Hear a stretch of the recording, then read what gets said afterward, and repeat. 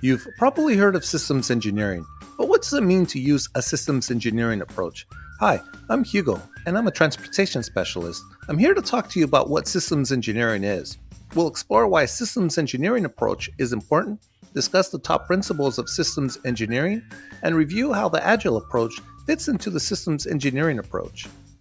Systems engineering is an organized approach to developing and implementing any type of system. Intelligent Transportation Systems, ITS, refers to a system of technologies and operational advancements that, when combined and managed, improve the capabilities of the overall transportation system. ITS improves transportation by integrating advanced information and communication-based technologies, ICT, into transportation infrastructure and vehicles. Applying the systems engineering approach to ITS projects allows agency professionals to demonstrate that the systems they buy or build support their intended operational activities and prioritize the most important features. Following the systems engineering approach can also improve the quality of the products created or applied by an ITS project. Most importantly, following the systems engineering approach manages project risks, such as scheduling and cost overruns, and increases the likelihood that the implementation will meet the user's needs.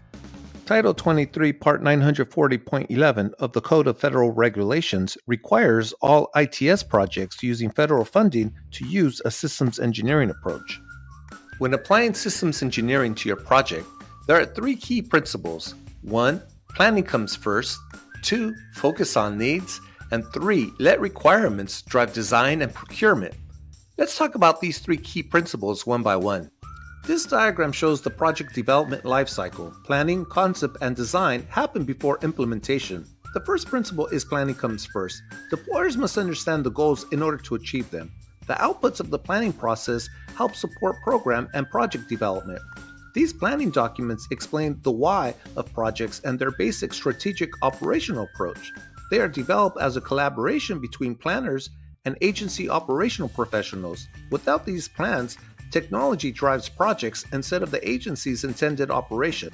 The second principle is needs-focused, not technology-focused. Very often, deployers have a solution in mind at the start of a project. However, doing this can unnecessarily constrain the project. The choices available when a project is initially conceived may well be replaced by improved technology by the time the project is implemented. The systems engineering approach involves users in all the steps in the process, from identifying the needs to validating the system. The systems engineering approach views the problem from the stakeholder's point of view by defining needs from the user's perspective. The last principle is that the projects should be requirements driven. The requirements state what the system must do to meet the user needs. Requirements also provide a way to test design and implementation decisions during and after the project. Traceability is a powerful concept that allows you to be certain that the user needs identified in the beginning of the project are directly connected to the systems implemented at the end of the project. Although there are many ways to represent the systems engineering approach, the V diagram has been broadly adopted in the transportation industry, particularly for infrastructure-based ITS projects. The systems engineering approach defines project requirements before technology choices are made and the system is implemented. In the V diagram as shown on the screen, there is a symmetry between the left and right sides of the model. The system definition that is generated on the left is ultimately used to verify and validate the system on the right. On the left side of the V, the system definition progresses from a general user view of the system to a detailed specification of the system design. As development progresses, a series of documented baselines support the steps that follow.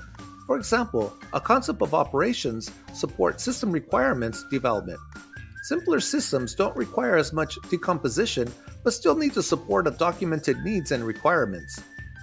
Some systems are large and complex. A key systems engineering strategy is the decomposition of such systems into smaller subsystems, and then of the subsystems into more manageable hardware and software components.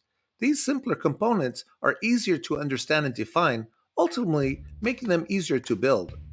As mentioned, this symmetry reflects the relationship between the steps on the left and the steps on the right.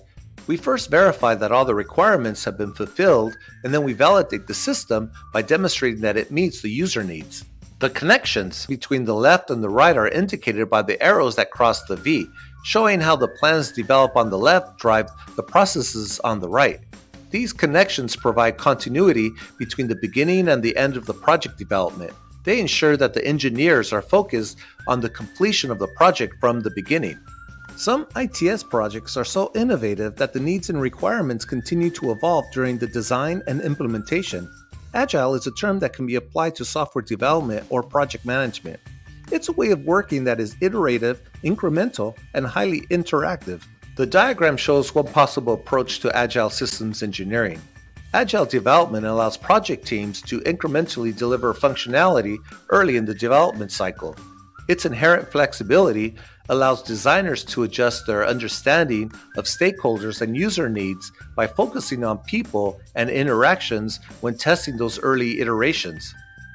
Both sequential, as represented by the V diagram, and iterative or agile approaches comply with Title 23, Part 940.11 of the Code of Federal Regulations, and both follow the principles of being needs-focused and requirements-driven. Thanks for listening.